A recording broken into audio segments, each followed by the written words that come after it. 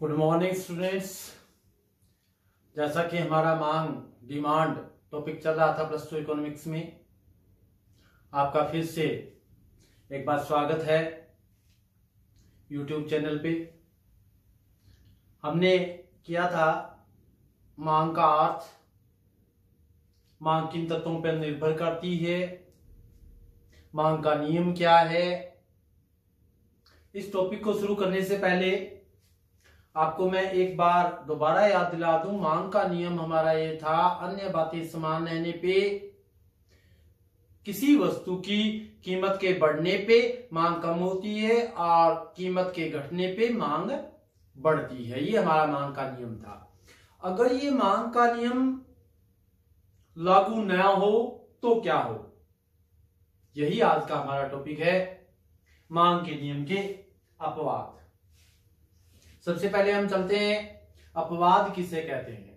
अपवाद की परिभाषा अगर हम देना चाहें तो हम कह सकते हैं जो कारक मांग के नियम का अनुसरण नहीं करते, अर्थात मांग के नियम को खंडित करते हैं, तोड़ते हैं, उन्हें मांग के नियम के अपवाद कहते हैं। यानी मांग के नियम के उलट बर्ताव करते हैं।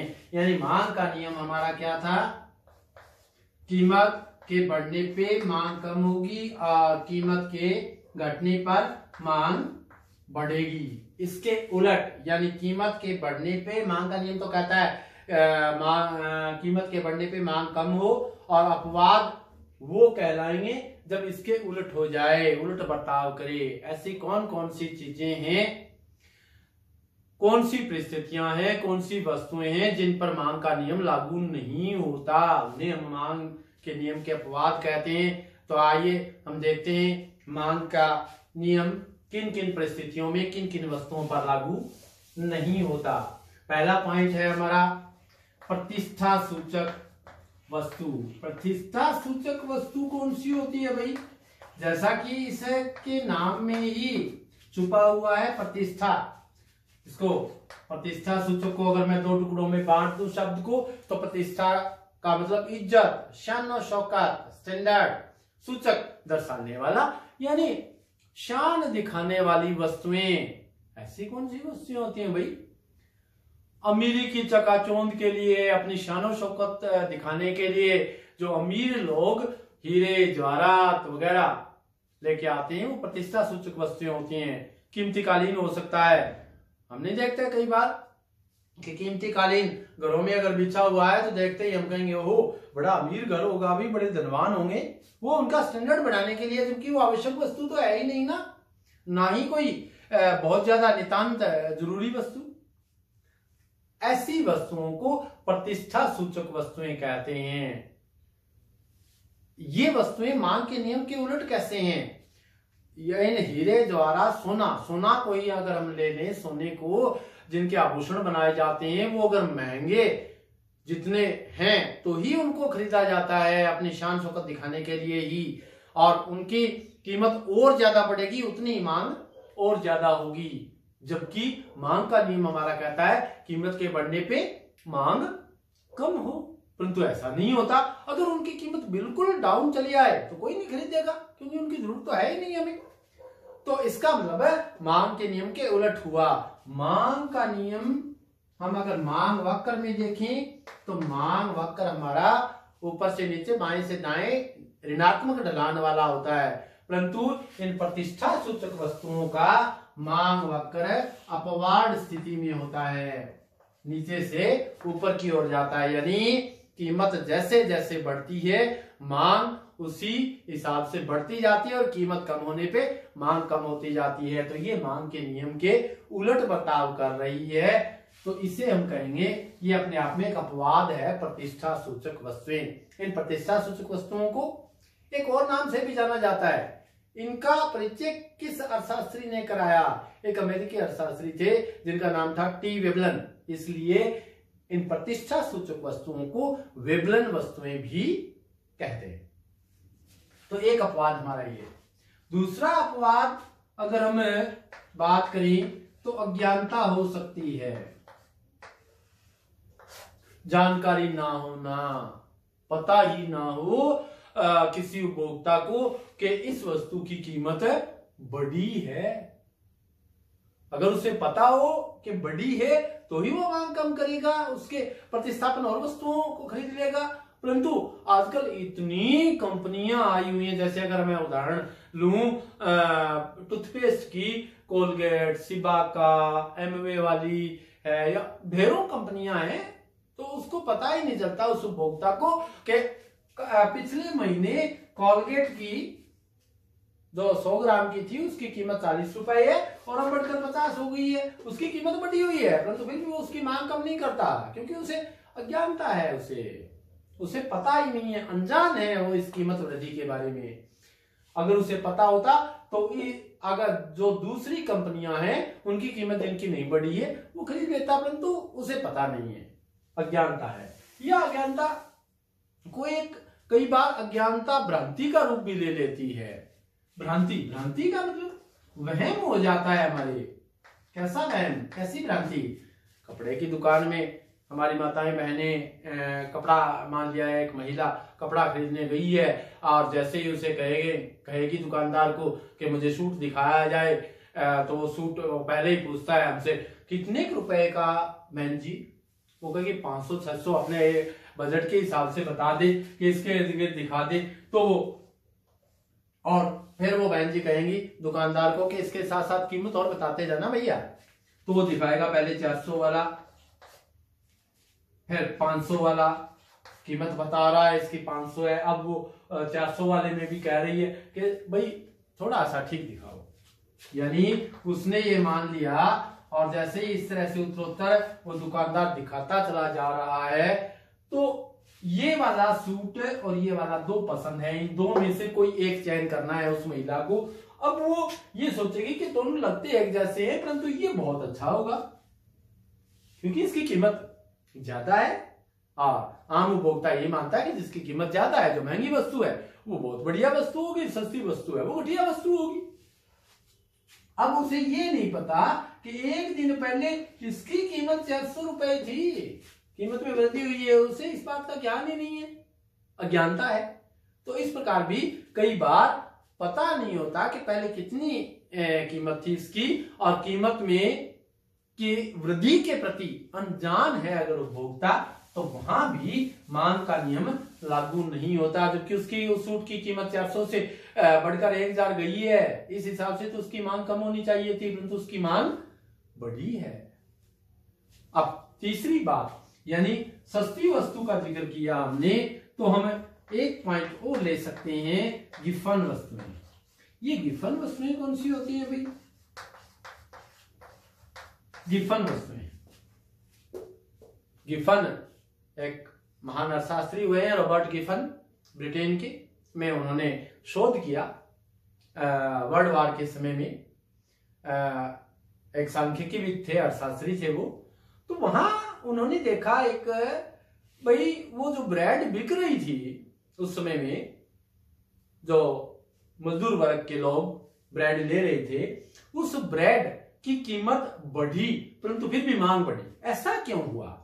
तो उन्होंने शोध में पाया, पता किया, सर्वे किया, तब पता चला कि पहले जो भी उपभोक्ता थे वो ब्रेड और मीट दोनों प्रयोग कर रहे थे। अब ब्रेड की कीमत बढ़ गई, सीमित आय थी उनकी, मजदूर वर्ग था, ऐसे में ब्रेड की कीमत बढ़ी। पहले वो ब्रेड और मीट दोनों ले रहे थे, परंतु फिर उन्होंने उतना बजट नहीं रहा कि दोनों चीजें खरीद सकें। इसके लिए उन्होंने क्या किया, ब्रेड लेना आवश्यक था, ब्रेड पूरे दामों की ब्रेड ही लेना शुरू कर दिया, मीट की मांग को बिल्कुल कम कर दिया। क्यों? क्योंकि ब्रेड की कीमत तो बढ़ी परंतु उतनी नहीं बढ़ी कि मीट के बराबर चली जाए, मीट की कीमत और ज्यादा थी, खाना आवश्यक था, अतः उन्होंने ब्रेड की मांग बढ़ा दी। इसलिए उस समय में रॉबर्ट गिफन ने मांग के नियम के उलट ये बात बताई थी, इसलिए उनको गिफन वस्तुएं कहते हैं। अब आप कहोगे गिफन वस्तुएं, बाई चांस आप बाजार में जाके और कहोगे गिफन वस्तु, गिफन गुड दे दो भाई, कोई नहीं देगा। गिफन किसी वस्तु का नाम नहीं है, गिफन एक खास परिस्थिति का नाम में जो वस्तुएं इस प्रकार का व्यवहार करती हैं उन्हें गिफन वस्तुएं कहते हैं, किसी खास परिस्थिति के कारण। ये फिर कौन सी वस्तु होती है? ये वस्तुओं के तो कई प्रकार है अर्थशास्त्र में। सामान्य वस्तुएं हैं, विलासी वस्तुएं हैं, आवश्यक वस्तुएं हैं, निम्न कोटि की वस्तुएं हैं, अनेकों वस्तुएं। कौन सी वस्तु गिफन वस्तु हो सकती है? क्या कोई भी वस्तु मांग के नियम के उलट बर्ताव कर सकती है? जी नहीं, कोई सी वस्तु नहीं करती। सिर्फ निम्न कोटि की वस्तुओं को छोड़कर कोई उल्ट बर्ताव नहीं करती। इसका मतलब निम्न कोटि की वस्तुएं गिफन वस्तुएं हैं, फिर इनको निम्न कोटि की वस्तुएं ही कह देते हैं। गिफन वस्तुएं क्यों कहते? हाँ, यही अंतर है। निम्न कोटि की सारी वस्तुएं गिफन वस्तुएं नहीं होती। निम्न कोटि की वस्तुएं किसी खास परिस्थिति में आने के बाद ही गिफन वस्तुओं की श्रेणी में आती हैं। सारी की सारी निम्न कोटि की वस्तुएं गिफन वस्तुएं नहीं होती, परंतु प्रत्येक गिफन वस्तु निम्न कोटि की वस्तु होती है। तो 1 नंबर का प्रश्न आपका यह भी बन जाता है कि क्या प्रत्येक गिफन वस्तु निम्न कोटि की वस्तु होती है या प्रत्येक निम्न कोटि की वस्तु गिफन वस्तु होती है?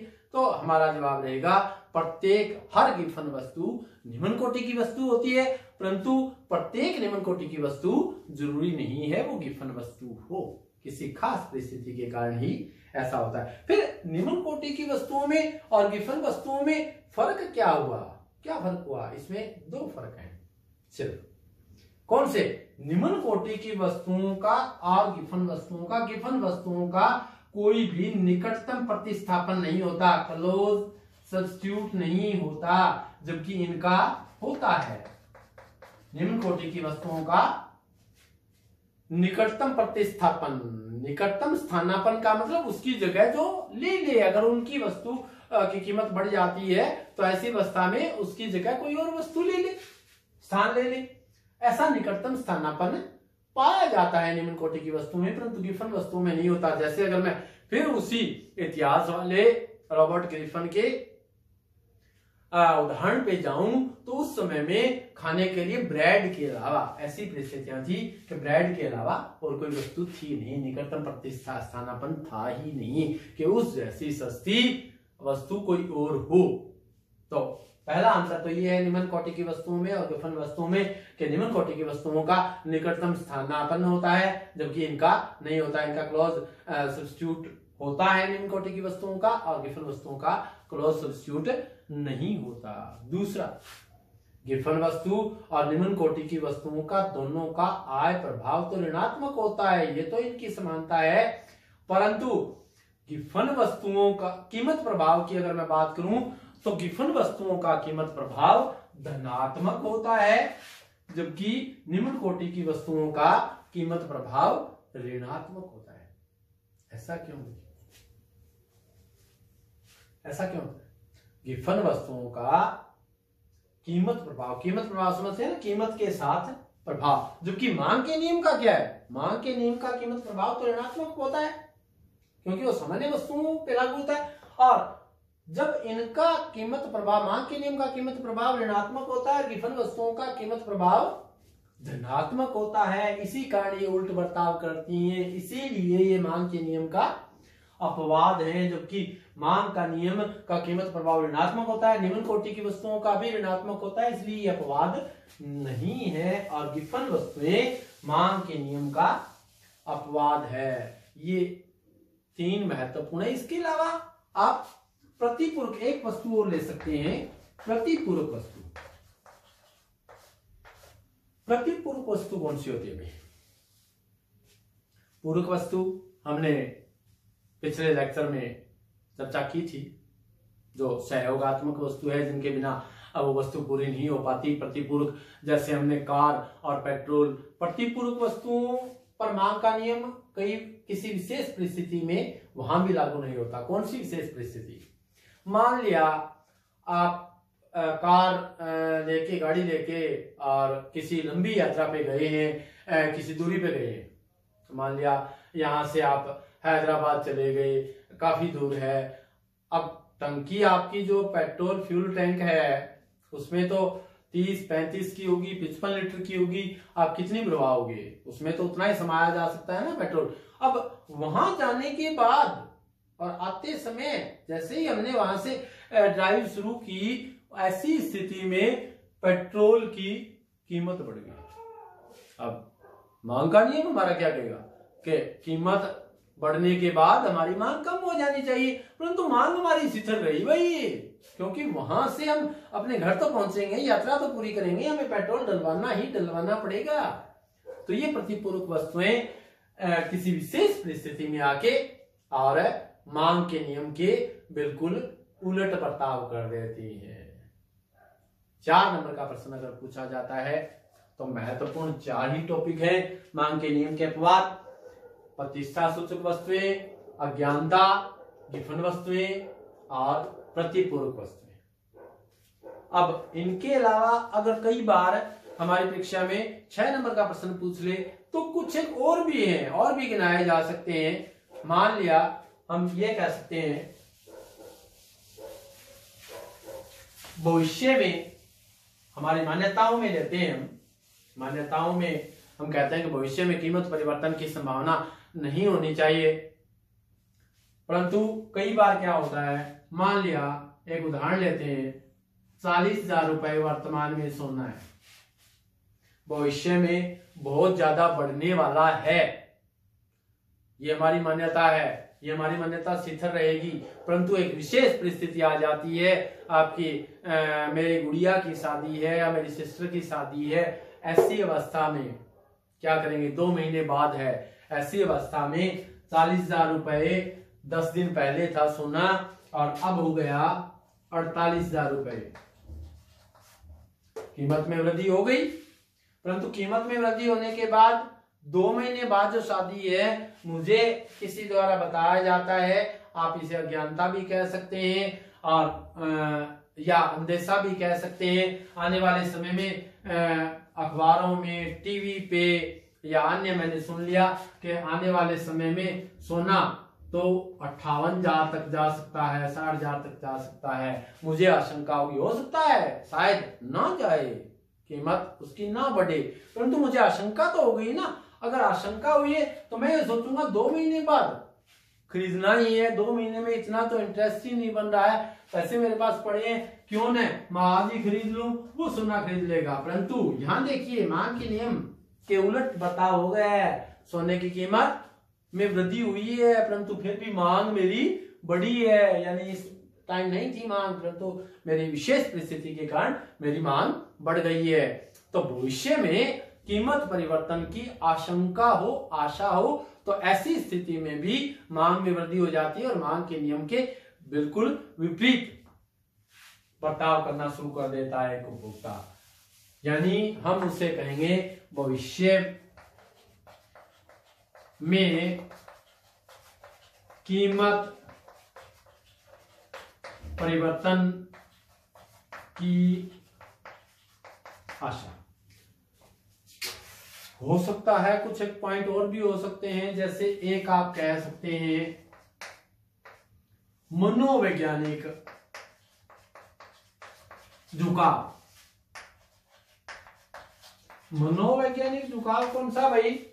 मनोवैज्ञानिक झुकाव का मतलब वही भ्रांति वाली बात उपभोक्ता के मन में आजकल के जमाने में, इस युग में ये चला हुआ है कि महंगी वस्तु उच्च कोटि की होती है, जो सस्ती वस्तु होगी वो निम्न कोटि की होगी। अगर किसी भी अच्छी क्वालिटी की वस्तु की भी कीमत घट जाए, यानी मान लिया कीमत घट गई है और एक दुकानदार ने सेल लगा दी बाहर के, एक साथ इकट्ठा माल निकल जाएगा, फिर नया माल आएगा तो वो देखेंगे उसकी कीमत घट गई है, परंतु हम उसकी मांग नहीं कर रहे हैं। क्यों? क्योंकि हम उसे मानते हैं कि वो घटिया वस्तु है, उसे हम घटिया वस्तु मान लेते हैं। जैसा कि एक द्वितीय विश्व युद्ध के समय में हुआ था, आप वो उदाहरण भी ले सकते हैं। एक तस्वीरों की किताब निकाली गई थी उस समय में, जो 10 सीलिंग की बिकती थी। सीलिंग हमारे पैसे के हिसाब से, पैसा लगा लीजिए, 10 पैसे की बिकती थी, परंतु उस किताब को किसी ने नहीं खरीदा। युद्ध के तुरंत बाद, जैसे ही युद्ध खत्म हुआ, युद्ध के पश्चात वही किताब 3.5 पाउंड की कीमत कर दी गई, हाथों हाथ बिक गई। क्योंकि सभी ने सोचा भी इतनी महंगी है तो इसका मतलब कोई विशेष किताब होगी जिसके बारे में हमें ज्ञान प्राप्त करना बहुत जरूरी है। तो कई बार मनोवैज्ञानिक झुकाव भी आ जाता है, या आप एक और कह सकते हैं जीवन की अनिवार्य वस्तुएं। जीवन की अनिवार्य वस्तुएं, अनिवार्य वस्तुएं कौन सी भाई? जैसे आप कपड़े को ले सकते हैं, नमक ले सकते हैं, गैस सिलेंडर ले सकते हैं, दवाइयां ले सकते हैं। चाहे कितनी महंगी हो जाए हमें जरूरतमंद तो लेनी ही पड़ेगी ना। तो जीवन की अनिवार्य वस्तुओं के बारे में भी मांग का उपभोक्ता मांग के नियम के बिल्कुल ठीक उलट बर्ताव करना शुरू कर देता है। या एक बात और हो सकती है, विशिष्ट ब्रांड। कुछ एक लोगों को ये लगता है ब्रांड के चिपक जाते हैं वो अपने आप में, या व्यापार चिन्ह लगा हुआ है लोगो किसी का, ISI मार्क का, ISO का। विशिष्ट ब्रांड में तो आप कोई ले सकते हो, कोई ट्रेडमार्क। लिप्टन चाय का शौक लग गया, चाय खरीदनी है तो लिप्टन ही खरीदेंगे, पेन लेंगे तो रेनॉल्ड ही खरीदेंगे, कार लेंगे तो मारुति कंपनी की ही लेंगे। विशेष ब्रांड से जुड़ गए हम, उनकी थोड़ी बहुत कीमत बढ़ने पे भी मांग पे कोई असर नहीं पड़ता, मांग बढ़ती रहती है उनकी। तो हम ये भी कह सकते हैं विशेष ब्रांड और व्यापार चिन्ह वाली वस्तुओं के। या एक पॉइंट और ले सकते हैं आप, कुल व्यय का छोटा भाग। जिस वस्तु पे हमारा जो खर्च करना है उसका बिल्कुल छोटा सा भाग खर्च हो रहा है, तो ऐसी वस्तुओं की मांग पे मांग का नियम लागू नहीं होता। जैसे पोस्ट कार्ड डालते हैं हम अपने मित्रों वगैरह को, या फोन थोड़ी बहुत अगर कीमत बढ़ जाए तो भी उसकी डिमांड कम नहीं होगी, बल्कि डिमांड उसकी इतनी पड़ी रहेगी। नमक थोड़ा बहुत हम कम ज्यादा कर सकते हैं, परंतु ये थोड़ा ही है कि हम बिल्कुल ना डालें सब्जी में। तो ऐसी स्थितियों में भी मांग के नियम के उलट बर्ताव होता है, यानी कीमत बढ़ने के साथ मांग बढ़ती है और कीमत के कम होने से मांग कम होती है। एक परिस्थिति वर्तमान में जो चल रही है उसकी चर्चा हम कर सकते हैं। युद्ध, आपातकालीन, महामारी, ऐसी स्थिति में, युद्ध की स्थिति अगर आ जाती है तो लोग ये सोचते हैं कि आने वाले समय में हमें वस्तुएं उपलब्ध ही नहीं होंगी। ऐसी अवस्था में वो स्टॉक करना शुरू कर देते हैं, कहीं कमी ना हो जाए। महामारी, अब जो कोविड-19 वैश्विक महामारी जो चल रही है उसके डर से भी कुछ एक लोगों ने मास्क वगैरह इकट्ठे करने शुरू कर दिए, या मांग बहुत ज्यादा बढ़ गई। कोविड-19 के कारण आवश्यक वस्तुओं के हिसाब से अमेरिका ने इंडिया से मांगी मलेरिया की दवाइयां, जो भी मांग बढ़ गई है एकदम से। ये चीजें, ये हमारे मांग के नियम के अपवाद थे। 4 नंबर का आता है तो 4 महत्वपूर्ण टॉपिक लिख दीजिए। प्रतिष्ठा सूचक वस्तुएं, अज्ञानता, गिफन वस्तुएं और प्रतिपूरक वस्तुएं। अगर 6 नंबर का आता है तो ये पॉइंट सारे लिख सकते हैं हम, और ताकि हमारा 6 नंबर का कंप्लीट हो जाए। और इन सब बातों का ध्यान रखते हुए एक बात है जो एक नंबर की आज के हमारे टॉपिक से जो क्लियर हुआ है वो और चर्चा करना चाहूंगा मैं। जैसे 3 वस्तुओं के बारे में, सामान्य वस्तुएं जिन पे मांग का नियम लागू होता है, और गिफन वस्तुएं जिन पर मांग का नियम लागू नहीं होता, और एक हमने इंफीरियर गुड्स किया था, निम्न कोटि की वस्तुएं उन पे मांग का नियम लागू होता है। ऐसे में एक बात ध्यान दीजिए, कीमत प्रभाव और आय प्रभाव एक नंबर का ऑप्शन वाले प्रश्नों में अक्सर पूछ लेता है अनेकों बार एग्जामिनर कि सामान्य वस्तुओं पे क्या कीमत प्रभाव रहता है, गिफन वस्तुओं पे क्या रहता है, और निम्न कोटि की वस्तुओं पे क्या रहता है। सामान्य वस्तुओं पे कीमत प्रभाव हमेशा ऋणात्मक रहता है, हमेशा ध्यान रखें। निम्न कोटि की या गिफन वस्तुओं पे कीमत प्रभाव हमारा, हमने वहां भी बात की थी, धनात्मक रहेगा। कीमत प्रभाव सामान्य वस्तुओं पर ऋणात्मक रहेगा, गिफन वस्तुओं पे धनात्मक रहेगा और निम्न कोटि की वस्तुओं पे ऋणात्मक रहेगा। कई बार उलट पुलट करके प्रश्न ये पूछ लेता है। आय प्रभाव कैसा रहेगा? आय प्रभाव सामान्य वस्तुओं पे धनात्मक रहेगा। आय प्रभाव सामान्य वस्तुओं पे धनात्मक रहेगा, जबकि गिफन वस्तुओं पे और निम्न कोटि की वस्तुओं पे दोनों पे ऋणात्मक रहेगा। तो ये हमारा एक अंतर भी है मुख्य, कि कई बार पूछ लेता है सामान्य वस्तुओं पे कीमत प्रभाव क्या रहता है और आय प्रभाव क्या रहता है। तो हम ये बताएंगे कीमत प्रभाव सामान्य वस्तुओं पे ऋणात्मक रहता है और आय प्रभाव धनात्मक रहता है। अगर गिफन वस्तुओं के बारे में पूछ ले तो गिफन वस्तुओं के बारे में हम कहेंगे कीमत प्रभाव धनात्मक रहेगा और आय प्रभाव ऋणात्मक रहेगा। अगर हमसे पूछ ले कि निम्न कोटि की वस्तुओं पे कीमत प्रभाव कैसा रहता है और आय प्रभाव कैसा रहता है, तो हम बताएंगे कीमत प्रभाव और आय प्रभाव दोनों ही ऋणात्मक रहते हैं। ये आज का हमारा टॉपिक था, मांग के नियम के अपवाद। That's all, have a nice day.